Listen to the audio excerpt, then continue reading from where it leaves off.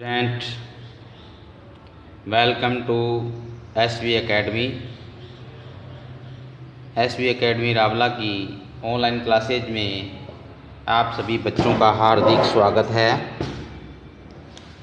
आज हम class 6 subject Hindi पाठ्य पुस्तक वसंत भाग 1 में लेसन 3 नादान दोस्त पाठ के अभ्यास प्रश्नों पर चर्चा कर रहे हैं। पिछले वीडियो में किसी कारणवश इस पाठ के क्वेश्चन आंसर नहीं करवाए गए थे। उसकी एवज में स्वतंत्रता दिवस का निबंध यानी लेख की 18 लाइनें आपको करवाई गई थी। मैं आशा करता हूं कि सभी बच्चों ने 15 अगस्त का लेख लिख लिया होगा। आज मैं आपको बसंत भाग फर्स्ट में लेसन 3 के नादान दोस्त के बचे हुए जो अभ्यास प्रश्न हैं उनको हम करने जा रहे हैं। पिछली वीडियो में हमने अनुमान और कल्पना के देखो कहानी से आगे के 3 क्वेश्चन और अनुमान और कल्पना के 2 क्वेश्चन पिछली वीडियो में हमने कर लिए थे। आज हम इसका तीसरा क्वेश्चन करने जा रहे हैं। केशव और श्यामा चिड़िया के अंडों को लेकर बहुत उत्सुक थे।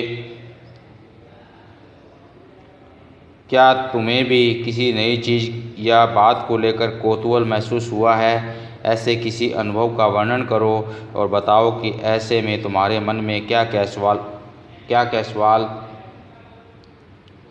उठते हैं। क्या क्या सवाल उठे तो इस प्रश्न का। उसके बाद में भाषा की बात में आपको दिखाई दे रहा है श्यामा की माँ से बोली। इस 3rd नंबर क्वेश्चन का आंसर मैं आपको अभी आगे बता रहा हूँ। श्यामा माँ से बोली, मैंने आपको बातचीत सुन ली है। ऊपर दिए उदाहरणों से मैंने का प्रयोग श्यामा के लिए और आपकी का प्रयोग माँ के लिए हो रहा है। जब सर्वनाम का प्रयोग कहने वाले, सुनने वाले या किसी तीसरे के लिए हो तो उसे पुरुषवाचक सर्वनाम कहते हैं। नीचे दिए गए वाक्यों में 3 प्रकार के पुरुषवाचक सर्वनाम के नीचे रेखा खींचो। तो हमें पुरुषवाचक सर्वनाम की भी पहचान करनी है। तो सबसे पहले हम क्वेश्चन नंबर 3 का आंसर करेंगे। यहाँ से आगे आ गया क्वेश्चन नंबर 3। जिस प्रकार केशव और श्यामा अंडों को लेकर उत्सुक थे, उसी प्रकार मैं भी एक बार उत्सुक हुआ था या हुई थी। एक बार मेरे पिताजी पालने के लिए चिड़िया लाने वाले थे। यह बात जानकर मेरे मन में उन चिड़ियों को लेकर तरह तरह के सवाल उठने लगे। चिड़िया कैसी होगी, किस रंग की होगी, कितनी बड़ी होगी, आदि आदि की जी बातें मेरे मन में आने लगी। अतः पिताजी चिड़िया ले ही आए। वे बहुत सुंदर और रंग बिरंगी 2 चिड़ियाँ भी। उनकी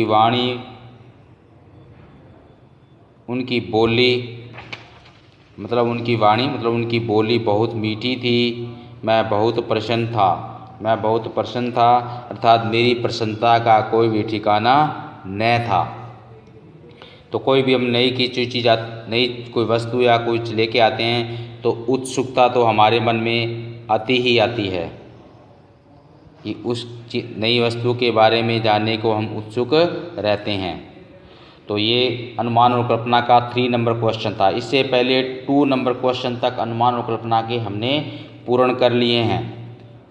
तो सभी बच्चे ध्यान दें, इससे पहले हमने अनुमान और कल्पना के 2 नंबर क्वेश्चन तक कंप्लीट कर लिए हैं। अब हम भाषा की बात करेंगे। भाषा की बात में क्वेश्चन है, श्यामा माँ से बोली, मैंने आपकी बातचीत सुन ली है। ऊपर दिए गए उदाहरणों से मैंने का प्रयोग माँ के लिए और आपकी का प्रयोग बच्चों के लिए हो रहा है। जब सर्वनाम का प्रयोग कहने वाले, सुनने वाले या किसी तीसरे के लिए हो तो उसे पुरुषवाचक सर्वनाम कहते हैं। अब सर्वनाम किसे कहते हैं, क्वेश्चन है कि सर्वनाम किसे कहते हैं? जो शब्द संज्ञा के स्थान पर काम आते हैं उसे सर्वनाम कहते हैं। और सर्वनाम के 6 भेद होते हैं, पुरुषवाचक, निश्चयवाचक, अनिश्चयवाचक, संबंधवाचक, प्रश्नवाचक और निजवाचक। ये 6 सर्वनाम होते हैं। और इन सर्वनाम 6 में पहला है पुरुषवाचक। और पुरुषवाचक सर्वनाम भी 3 प्रकार का होता है, अन्य पुरुष, मध्यम पुरुष और उत्तम पुरुष। अन्य पुरुष होता है किसी अन्य के बारे में बात करने वाला, अन्य के बारे में बात करने वाला। मध्यम पुरुष सुनने वाला, उत्तम पुरुष कहने वाला। यानी अन्य का मतलब यहाँ पे तीसरे व्यक्ति के लिए हम किसी से कोई बात करेंगे, जैसे राम घर जा रहा है तो राम खुद नहीं कह रहा, यानी किसी तीसरे व्यक्ति के लिए कह रहे हैं। जैसे मैं घर जा रहा हूँ तो ये मैं खुद बोल रहा हूँ, और तुम पाठ पढ़ो तो इस दूसरे सुन के कर सुनने वाले के लिए तो मध्यम पुरुष का प्रयोग किया जाता है। तो इसी प्रकार हमने इन शब्दों के नीचे रेखांकित करना है और हमें उन सर्वनाम को बताना है।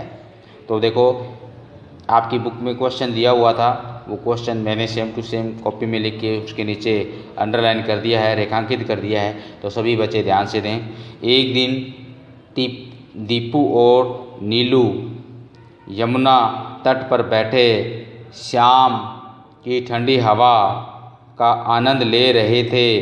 तभी उन्होंने यहाँ पे उन्होंने की बात की जा रही है, उन्होंने देखा कि एक लंबा आदमी लड़खड़ाता हुआ उनकी ओर चला आ रहा था।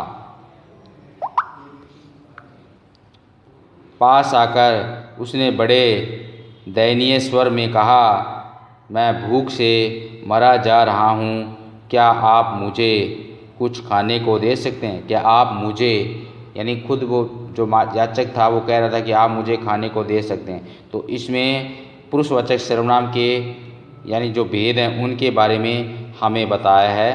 तो तभी उन्होंने देखा, मतलब दूसरे से देखा कि तीसरा कोई आ रहा है कि उनकी ओर ही, मतलब स्वयं की ओर आ रहा है। उसने किसने, जो मांगने वाला था, बड़े दयनीय स्वर में कहा, मैं भूख से मरा जा रहा हूँ, क्या आप मुझे कुछ खाने को दे सकते हैं? तो इस प्रकार ये सर्वनाम हमें छांटना है। अब इसके बाद में क्वेश्चन नंबर 2 है। देखो, तकड़े बच्चे, मसालेदार सब्जी, बड़ा अंडा। तो यहाँ रेखांकित शब्द क्रमशः बच्चे, सब्जी और अंडे की विशेषता यानी गुण बता रहे हैं। ऐसे विशेषणों को गुणवाचक विशेषण कहते हैं। अब विशेषण आ गया, पिछले क्वेश्चन में सर्वनाम था, इसमें विशेषण। अब विशेषण की परिभाषा क्या है? जो शब्द संज्ञा या सर्वनाम की विशेषता को बताते हैं उसे विशेषण कहते हैं। विशेषण के 5 भेद होते हैं, गुणवाचक, संख्यावाचक, परिमाणवाचक, संकेतवाचक और आजकल एक नया भेद है व्यक्तिवाचक विशेषण। इसमें व्यक्ति या वस्तु के अच्छे बुरे हर तरह के गुण होते हैं। तुम 4 गुणवाचक विशेषण लिखो और उनसे वाक्य बनाने हैं। जैसे यहाँ पे तगड़े बच्चे दे रखा है, मसालेदार सब्जी दे रखा है, बड़ा अंडा दे रखा है। तो हमने भी ऐसे कुछ शब्द चुनने हैं, उन शब्दों पे हमें वाक्य को निर्माण करना है। ठीक है। अब जैसे सुंदर कह दिया, राम सुंदर लड़का है। ठीक है। अब छोटा आ गया, छोटा भाई फुटबॉल खेल रहा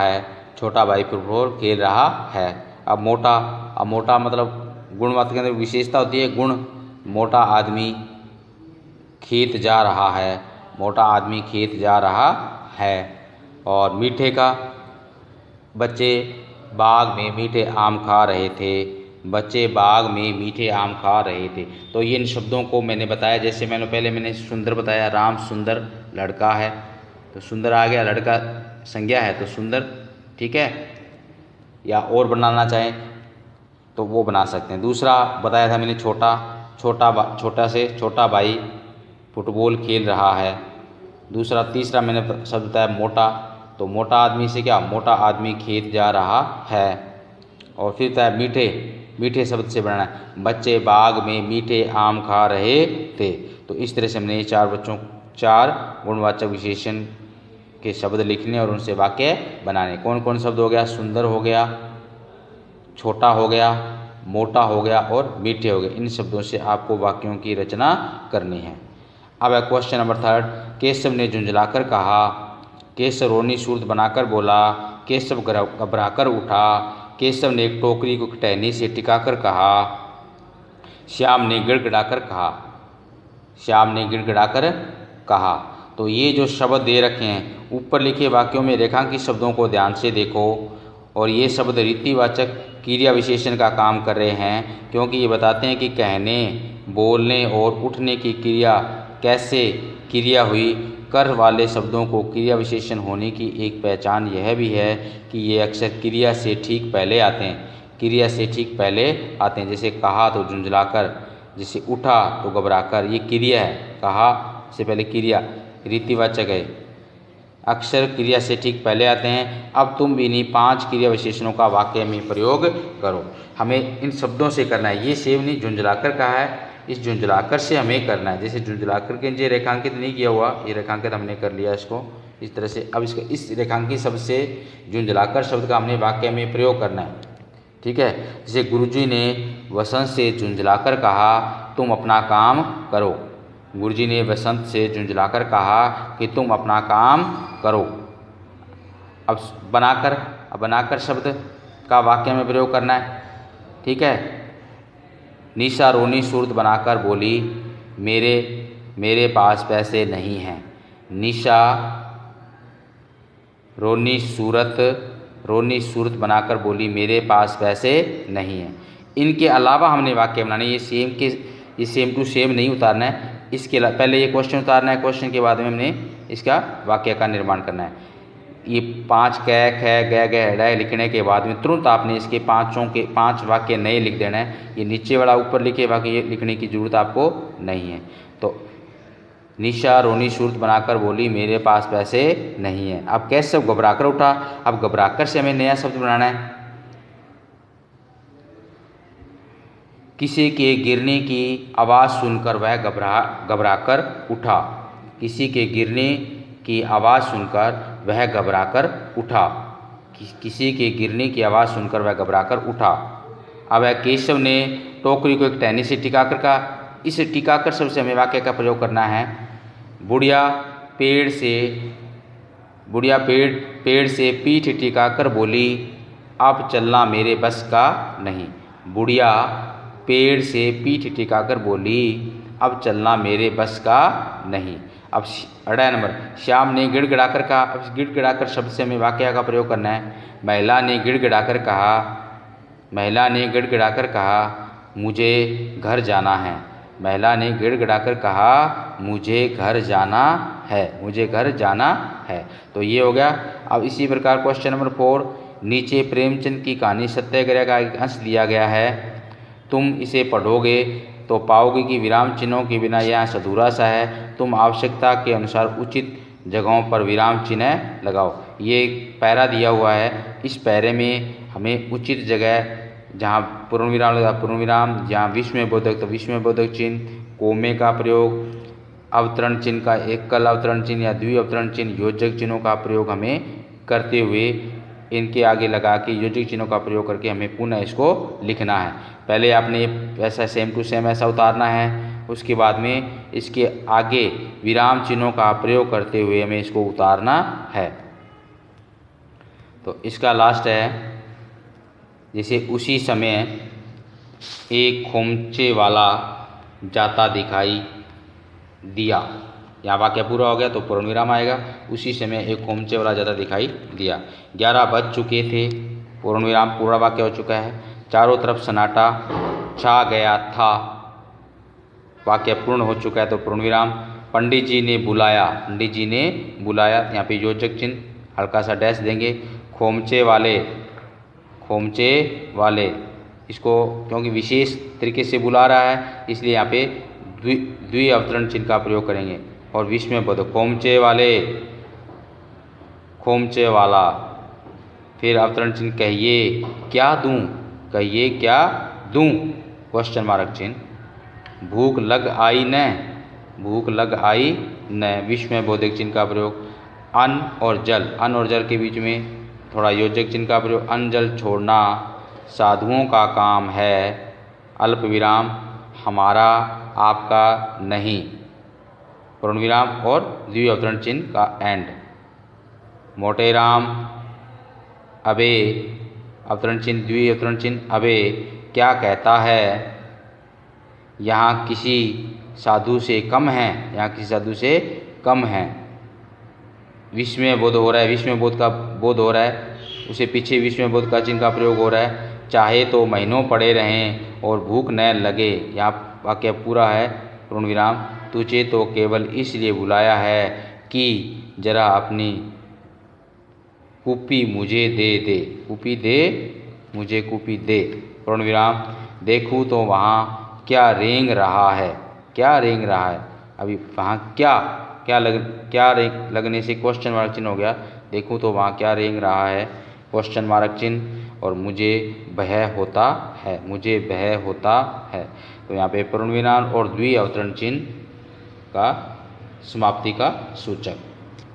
तो ये आपको इन विराम चिन्हों का प्रयोग करते हुए इस आंसर को करना है।